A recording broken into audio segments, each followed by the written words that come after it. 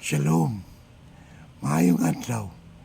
Si Pastor Eric ni magutod na po ninyo pagtulunan gikan sa pulong. Ang titulo, Ayaw ibasol tanan sa yawa, ang gipili sa imong unod. Ang text nga kung pagkadadon is Galatians chapter 5 verses 16 to 17. No? Yun pa, Des, I say then, walk in the Spirit, and ye shall not fulfill the lust of the flesh.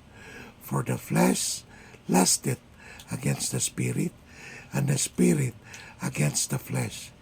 And these are contrary the one to the other. Mga igsoon, usa ka pinakadelikado nga butang sa modernong Kristyanismo mao kini. Daghang tao gusto mahimong espiritual, pero dili gusto mahimong discipline. Gusto nila anointing pero walay prayer life, breakthrough pero walay obedience, pagsunod, authority pero walay surrender, victory, no? Kadaugan pero walay crucifixion sa ilang flesh o unod. O kada problema ang unang basulon mao ang yawa. Kiatake ko ni taning, kibabagan ko sa kaaway na ako'y spiritual warfare, no? Kasagaran na tumadungo. Apanusahay, dili na warfare. Ikaw lang yun ang walay disiplina. Lisod dawaton, pero tinuod. Kay mas sayon man, kung mag-rebuke o demonyo, kaysa mag-crucify sa flesh. Ang uban gusto mag-cast out sa yawa, pero dili makapugong sa kaugalingong temperamento, di ka pugong sa bisyo, sa katapulan, lust, o garbo. Mga igsoon, aduna gyoy spiritual warfare. Tinuod ang demonyo, tinuod ang temptation, tinuod ang atake sa kaaway. Pero dili tanan problema gikan sa yawa. May mga problema nga bunga sa disobedience, bunga sa compromise, bunga sa katapulan, o bunga sa fleshly choices. O karong adlaw ato ning tanahon sa kasulatan. Ang pinakadakong gubat usahay na sa sulod nimo o sulod nako, no? Sa Galatians chapter 5 verse 17, iyon pa, for the flesh lusteth against the spirit. Ang pulong nga flesh diri sa Greek mao ang sarx maniya o sarx. Dili lang ni pasabot sa physical body, nagpasabot kini sa sinful human nature.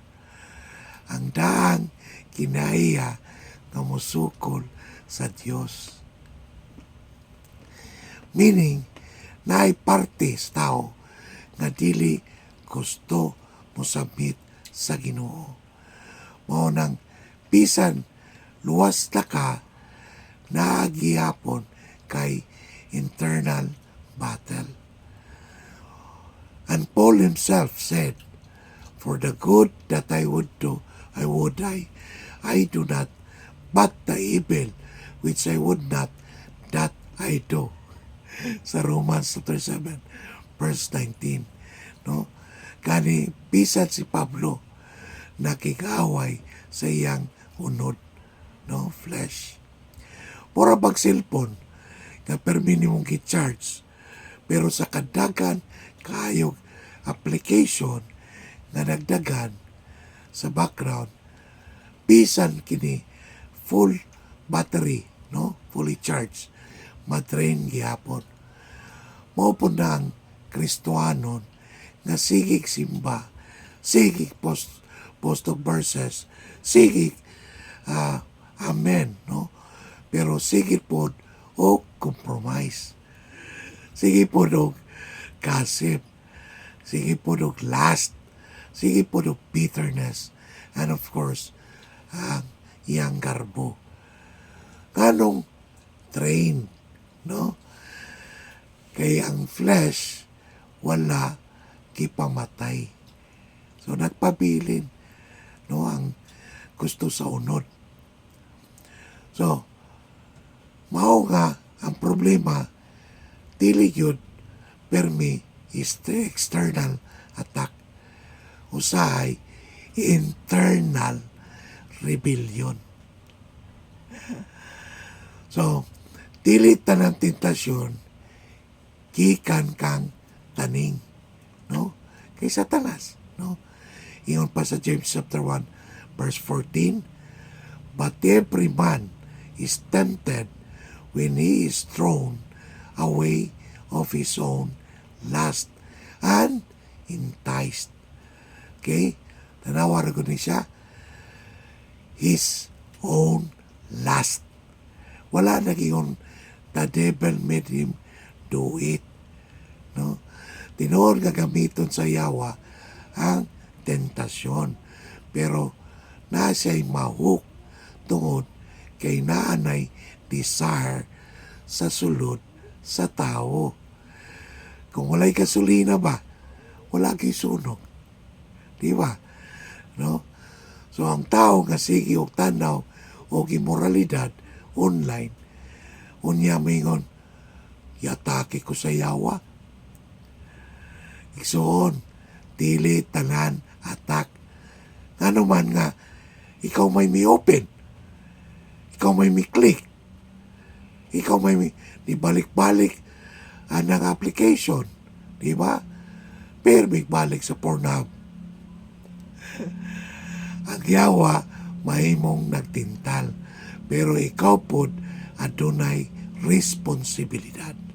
Sa Proverbs chapter 4 verse 23 kaingon, keep thy heart with all diligence, for out of it are the issues of life. Kwartyahi ang imong kasing-kasing. Dili kay pasagdan, unya masulod dayon ang yawa. Kung magbilin kag pultahan nga open kada gabi, unya musulod ang kawatan, o salas kawatan, pero nganong gabriyan mampud nimo ang pultahan, no? So dagan kayong magtotoo, nag-open sa compromise, nag-open sa worldly entertainment, nag-open sa toxic relationships, nag-open sa hidden sin. Unya, pingon dayon, kiatake ko sa kaway. Lumasagil din sa awa ba? Isa pa, ang katapulan, dili spiritual warfare. Kasagaran, disobedience na. No? Sa Proverbs 6, chapter 6, verse 10 to 11, nagingon, yet a little sleep, a little slumber, a little folding of the hands to sleep, so shall thy poverty come as one that troubleth. No? So grabe kayo ni nga verse ba? Ang poverty dili permi tunglo. No? Usahay consequence. Lisod paminahon pero biblical, no? Sa 2 Thessalonians kani chapter 3 verse 10 igaingon, if any would not work, neither should he eat. Wala si Paul nagingon, pray harder. Niingon siya, trabaho, work. Kaya Kristohanon, no? Christianity, dili passive religion. Daghang Kristohanon gusto harvest pero dili mo trabaho. Gusto blessings pero walay stewardship. Gusto answered prayer pero walay action. Kuan ba, no? Naitaw ka permi nagaampo, Lord, bless me financially. No? Bless me financially. Pero, sige gasto. Walay budgeting. Tamad po trabaho. Walay integrity. No? Dahil ang basulon, kibabagan sa yawa akong blessing. Nye. Dili tanan blockade. Usahay bad decisions. No? Mao nga, kinahanglan nato masabtan. Ang maturity, dili makita sa volume sa atong pagsyagit. No? Pagpaningkamot. Makita sa atong pagkontrol sa kaugalingon. Now, ang tinuod nga spirituality na sa self-control. Nung makita nato sa Galatians chapter 5 verses 22 to 23, mukuha lang ko isa ka prutas, no? Yung paniri, but the fruit of the Spirit, unsa man, temperance. So, isa rin isa ka prutas. Daghan pa ni. So, ang word ka temperance, mawang enkratia sa Grego, no? Meaning, mastery over desires. Meaning, discipline, restraint, no? Kana ang spirituality. Di lang basta hilak. Di lang basta syagit dito sa Ginoo. Di lang basta emotions o goosebumps. Kay pwede kang emotional pero undisciplined gihapon. Tinuod nga spirituality mao ang kabalo ka mo ingon o no sa flesh, no? Mubalibad sa unod. Faithful ka bisan walay nakakita, no? Muna spirituality. Discipline ka sa prayer. Discipline ka sa purity. Discipline ka sa imong bapa. Discipline ka sa imong una-una. No? Now, ang sakiran ba nga walay preno, delikado, bisan kusog ang makina. No? Dagang magtutuo, kusog o anointing kuno. Pero walay breaks sa unod o flesh.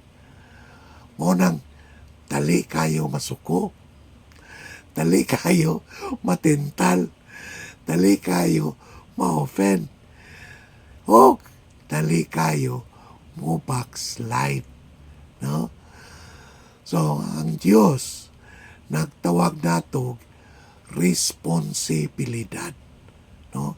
Sa Luke chapter 9 verse 23, ingon pa, if any man, no, will come after me, let them deny himself and take up his cross daily, adlaw-adlaw, and follow me. Musunod niya. Notice, no, pantayin niya siya, deny himself. Dili pamper himself. Ang problema karon, dagan gusto o Christianity nga komportable. Pero si Jesus nagtawag o crucifixion, no? Ilansang yun, no? So si Jesus nagtawag, no, sa daily dying kada adlaw, daily surrender, daily discipline. Sa Romans chapter 13, verse 14, no, magigon, make that provision for the flesh to fulfill the lust thereof. Ayaw daw tagay o provision ang unod. Meaning, ayaw pakana ang makapadaghan sa imong carnality. Pero, unsa ginabuhat sa uban? Okay? Unod kada adlaw. Social media all day. Ungodly entertainment all day. Compromise all day. Una gusto victorious sa gabi. Imposible. Kay kung sa imong gipakaon, sa imong una-una unod, maunay mo tubo. Ang ubang mga pultahan, ikaw misugot nga mag-apli.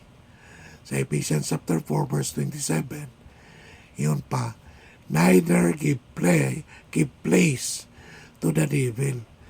Meaning, posible nga tagaan ni mong lugar ang yawa.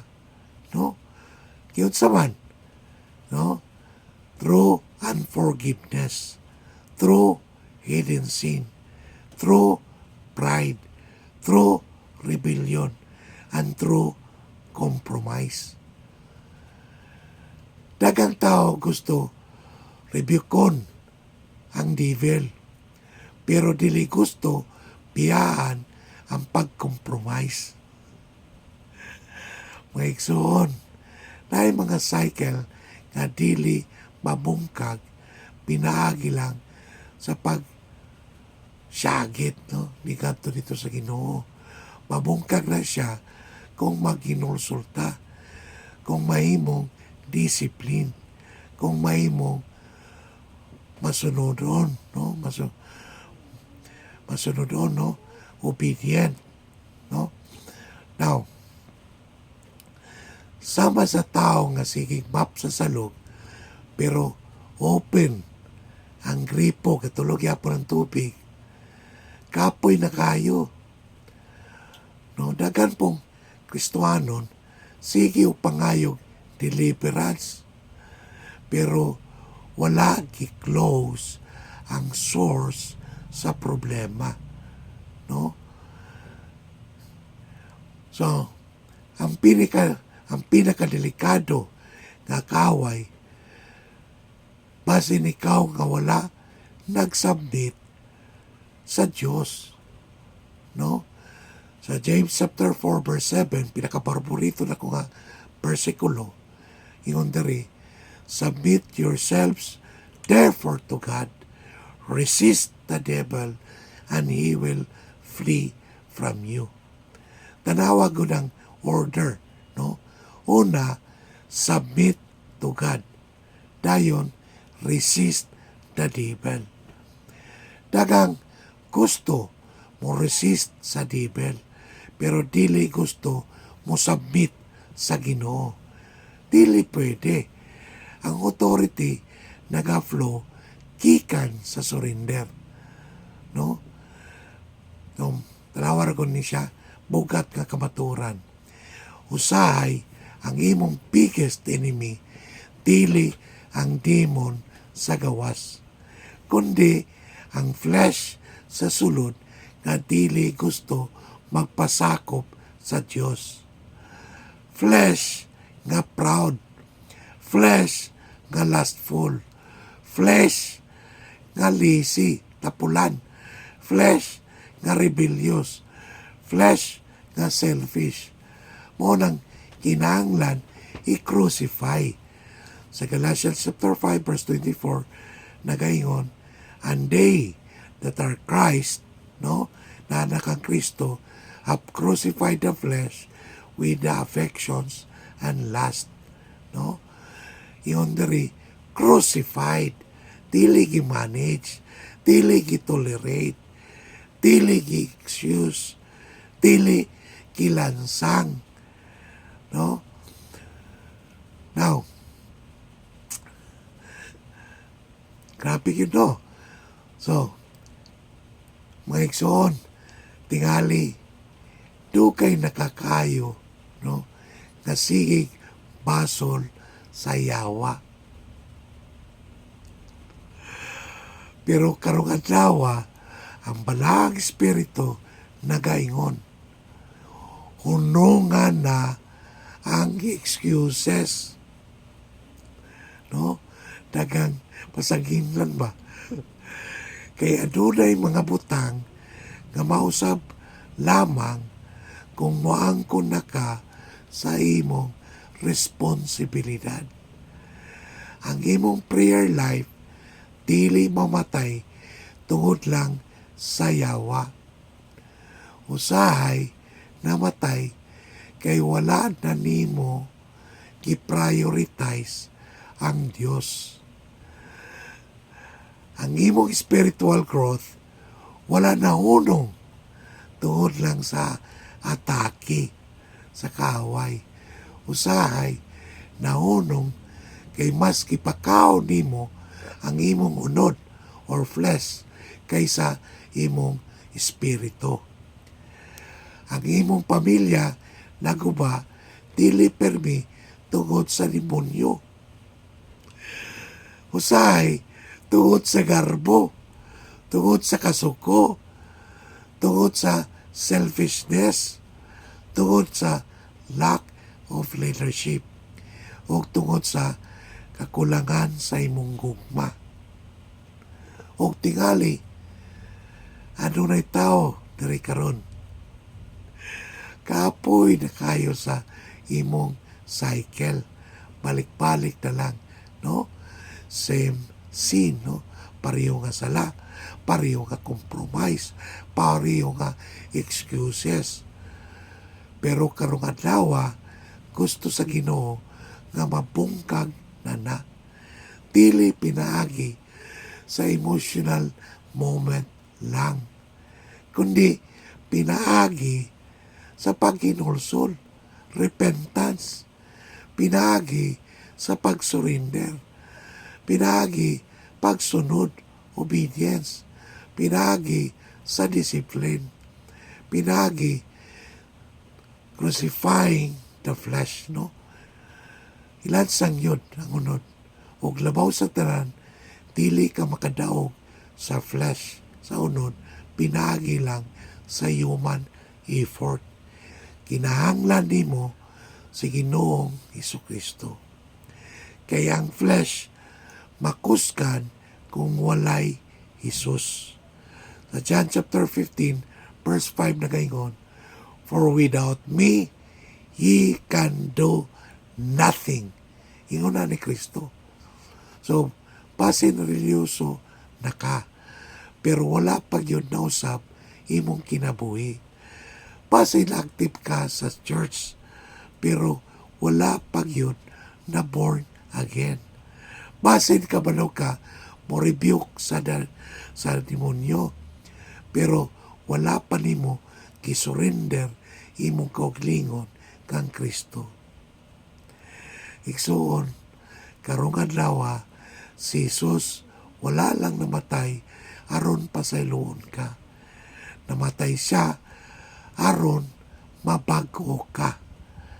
Aron ang gapos sa unod mabungkag, aron mahimong bagong binuhat. Sa 2 Corinthians chapter 5 verse 17, iyon pa, "Therefore, if any man be in Christ, he is a new creature." Bagong kinabuhi, bagong kasing-kasing, bagong direksyon. Pero kinahanglan maghinulsol. Ihatag imong kinabuhi kang Kristo. Undangi ang excuses. undangi ang pagpasol sa uban. Ug tugyuti ang Ginoo nga uspon ka gikan sa sulod.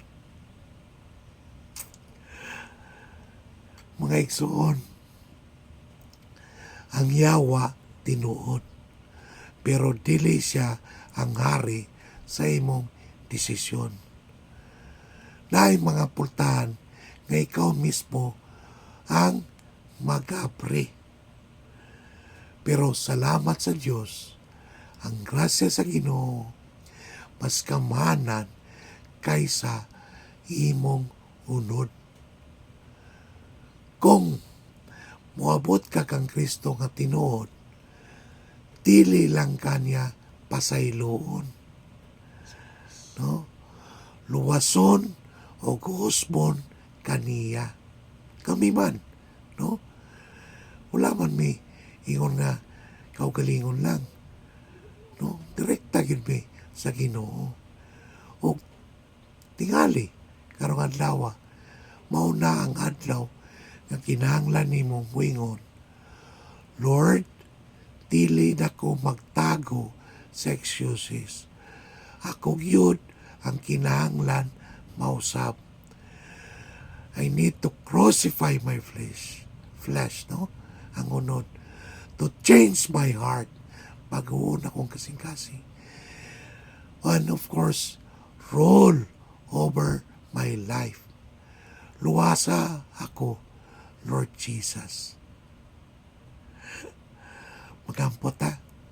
Lord, salamat sa imong gipambit nga pulong karon sa mga kaigsunan nga naminaw. Ang pagkampo nga ikaw magtandog sa ilang tagsa-tagsang kasing-kasing nga dili na lang puro excuses na nipasangil pa yun dito sa Yawa, kundi apriyan yun nilang kasing-kasing para pag-surrender diha kanimo. Salamat sa imong kapasayloan o gugma. In Jesus' name we pray. Amen. Igsoon, salamat sa inyong pagpaminaw.